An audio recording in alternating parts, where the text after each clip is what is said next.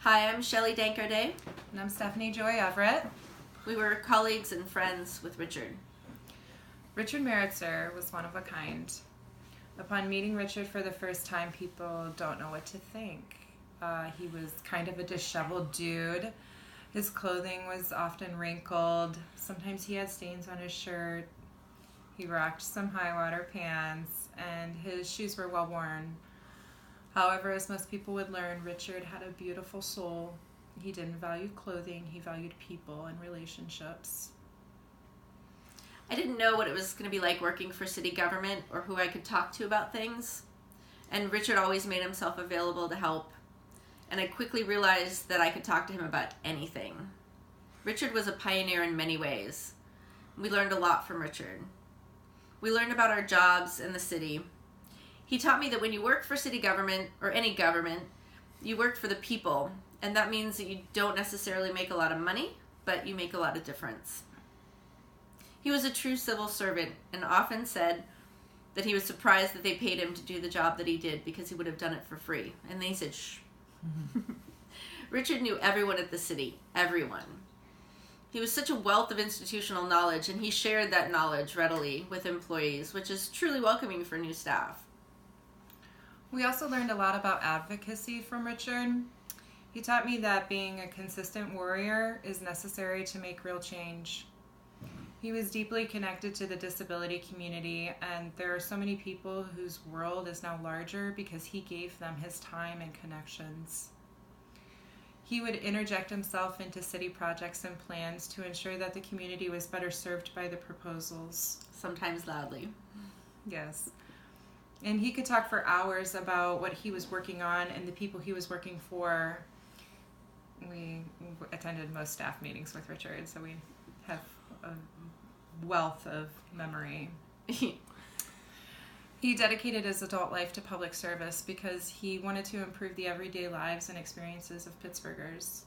And as a result of his dedication, he made the city more accessible, which isn't easy for an old town that was built for able-bodied workers. We learned a lot about people. Richard had a lot of opinions about a lot of things. He wasn't a big fan of some people, but he was a big fan of others. I couldn't guess about his politics. He always surprised me. And we disagreed about a number of things, but it was always respectful. Speaking of respectful, Richard was highly respected both professionally and personally. Richard surrounded himself with people and celebrated them, hence all the intern lunches.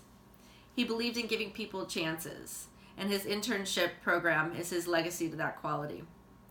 During every intern interview, Richard would ask, if you could have lunch with anyone, real or imaginary, living or dead, who would it be? It always made you think. He said it was insight into a person. We also learned a lot about friendship from Richard, and we must thank him for having an impact on our lives. Friendship is not easy, but it's so well worth it. Sometimes you disagree and push the other's buttons on purpose, but it's often an act of love. That would be the case with my nagging him to wear pants during his recovery. He knew that it was because I cared. Sometimes you watch a friend die, but you are there and you stand watch in the brightest and darkest moments. The most recent lesson we've learned from Richard is to appreciate our precious and fleeting lives. Recognize the wealth that you have in this moment right now. The gift of life, of breathing, of eating, of loving, of being. Enjoy it to the fullest. That is the way to honor our friend Richard.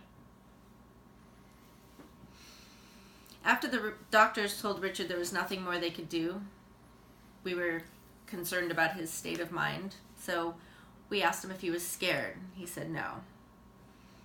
We asked him if he was sad. He said no.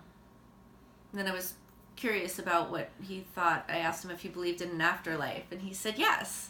Yeah. And so he seemed excited, and I was excited, and I said, so what's it like?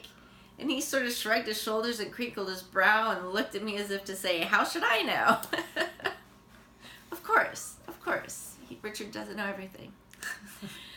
But we hope it's beautiful, Richard, and that you're surrounded with love. And as you pointed out, this is just a temporary separation. We'll see you soon. Love you. Thank you. Thank you.